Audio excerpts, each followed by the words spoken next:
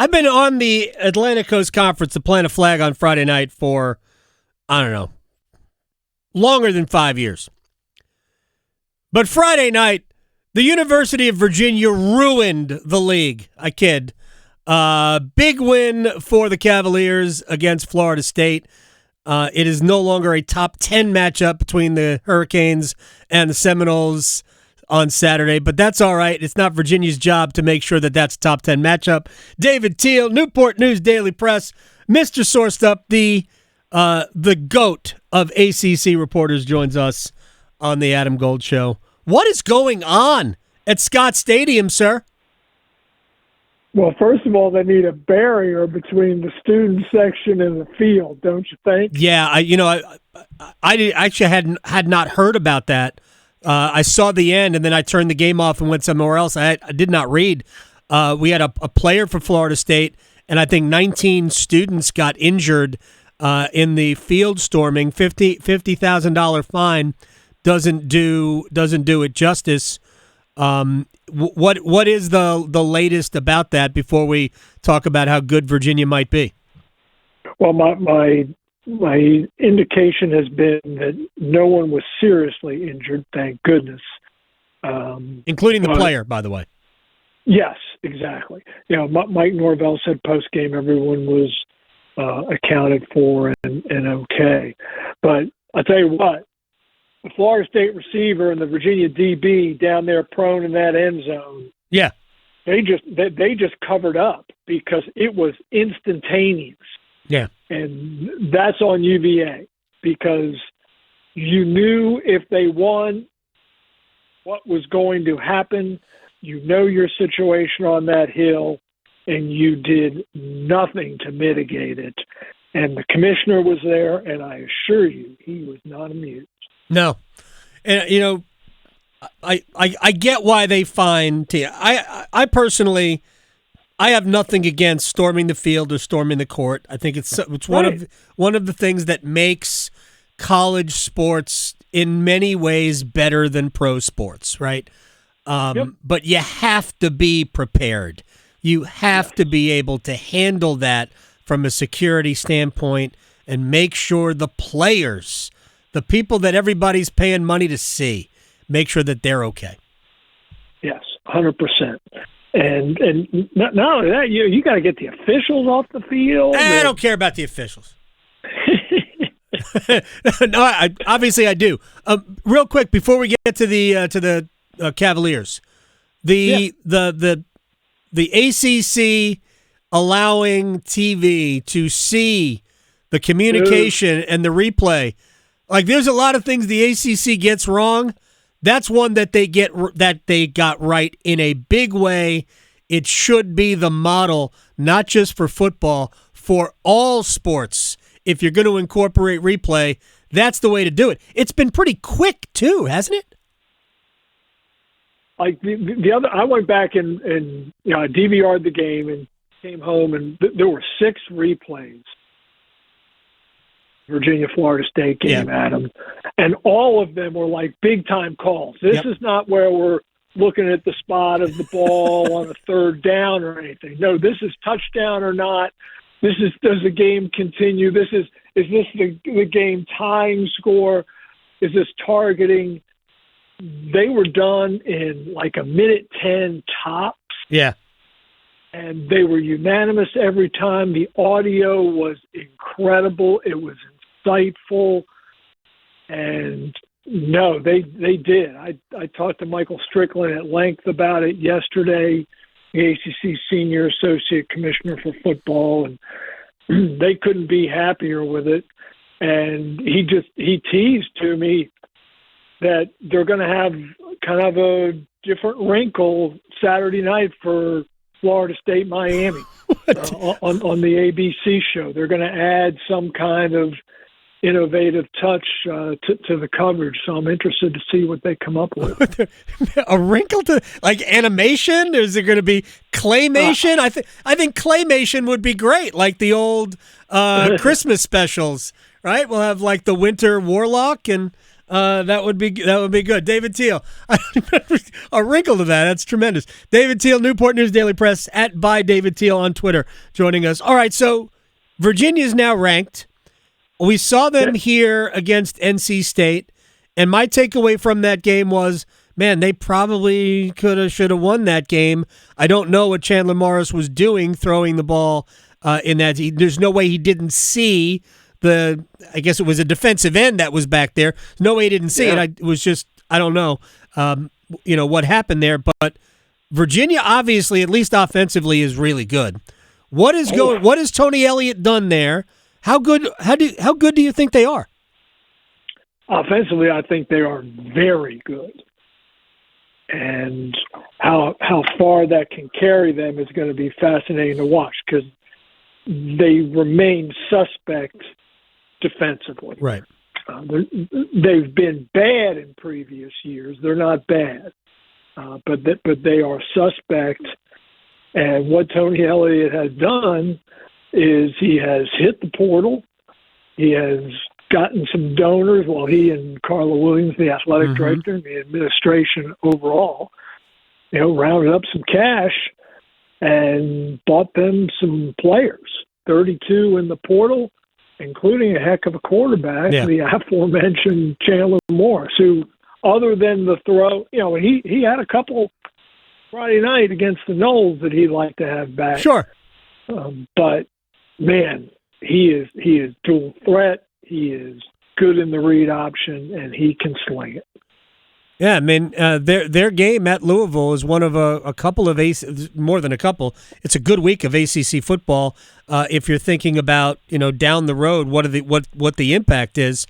Virginia, Louisville, a couple of undefeated conference teams. Of course, combined they're 3-0. We are just really in the very beginning of the league, but Louisville isn't probably as good as we thought they might be going into the season. Virginia is a 6.5-point dog in Louisville. This should be an interesting game. It really should be. And I think I agree with you, Adam. Louisville has not been as impressive as perhaps we anticipated. But I think a primary reason there is they haven't been healthy at running back. Right. And neither Watson nor Brown right. Has been 100%. And if that changes, then the equation changes for the Cardinals, and that offense becomes a lot better.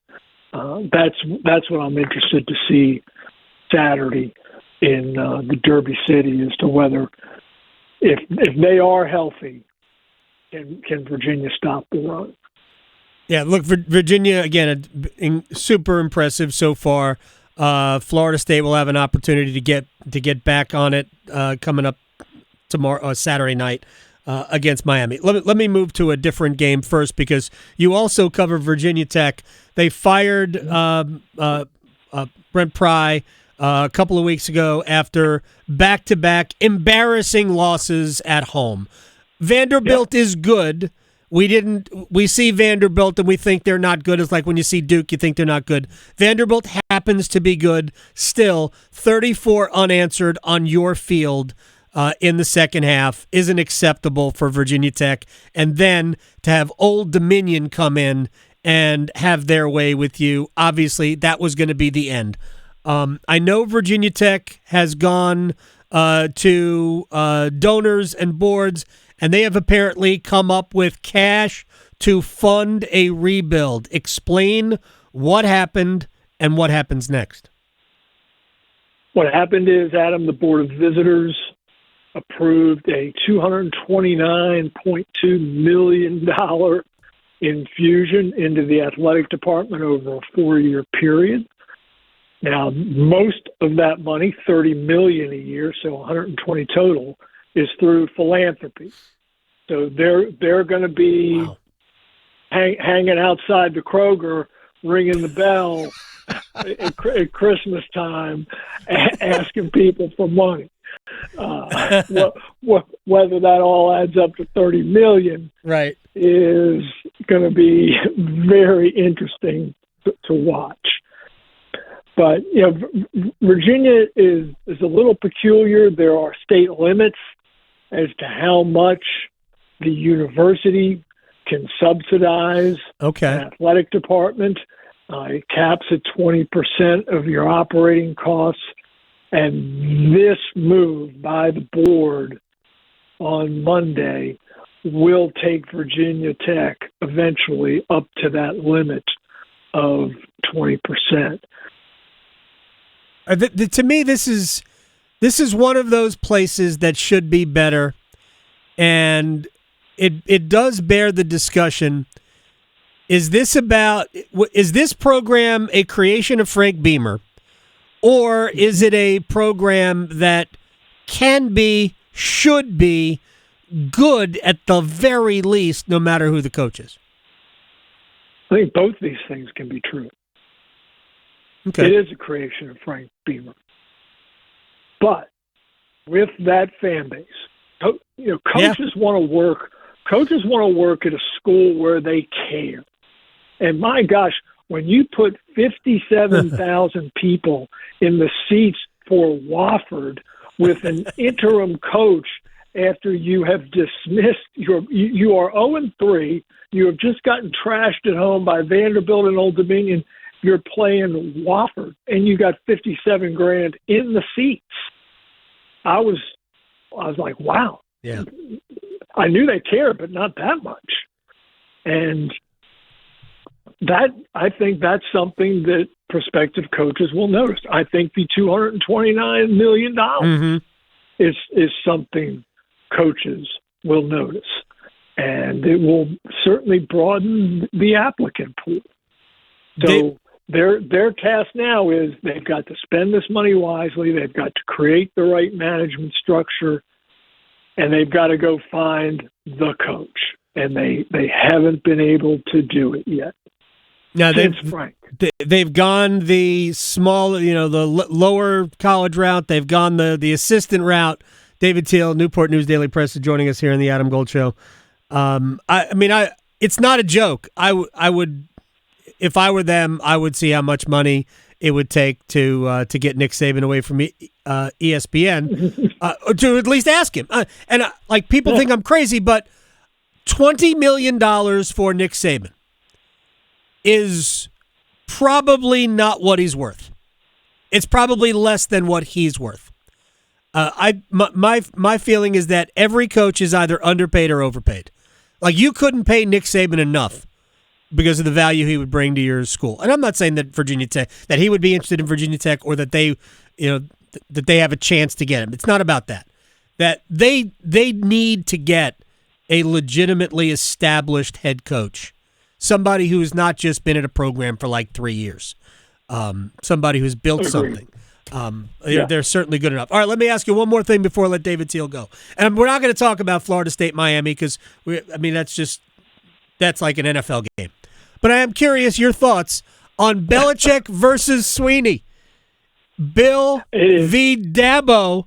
I asked this question of Chip Patterson yesterday. Relative to expectations, which school's been more disappointing this year? Because I think you could make an argument for both. But what are your thoughts on Bill v. Dabo? Oh, Clemson's been far more disappointing. That's what he said. I didn't think Carolina was going to be any good in the first place. Okay. but it's going to be, they had Dabo and Belichick had this sit down at Amelia Island with Reese Davis, where it was just all these warm and fuzzies. I know. And it ain't going to be that way a week Saturday at Kenan Stadium, because that's two guys who are just desperate for a get-right game. And they are going to be just wired so tightly. And I think the visitors, because they got the talent, and unless that locker room has checked out on Dabo, which is always possible. Sure. But if they haven't, it could be really miserable for the Tar Heels, because this is the best team the Tar Heels have faced, and the two other Power Fours that they've encountered, it hasn't been pretty. No, the North Carolina has such a bad offense. There are some good players in there. I mean, Jordan Shipp is a good player, and they have the running back, a couple of running backs who are good, but the quarterback isn't. The offensive line isn't. They can't, other than the opening drive of any game, they really don't move the ball until the game is over. And I just, if they don't turn it over, then I don't think it'll be a massacre, because I don't have much faith in Clemson's ability to pile up a bunch of points. But if Carolina turns it over, I think it's just going to get bad. I think it's going to be bad. But we'll see. And it'll be interesting. Bill Belichick is just kind of wearing a whole bunch of losses. But he said the other day that they're much better now than they were at the beginning of the season. I'm not sure that's encouraging or not. I'm just not sure. But it was a very low bar. It really was a very low bar. David Teel, you're the best. I appreciate your time, my friend. At @ByDavidTeel on Twitter, the best in the business. Thank you, sir. I'll talk to you soon. Be well. You got it. David Teel here on The Adam Gold Show.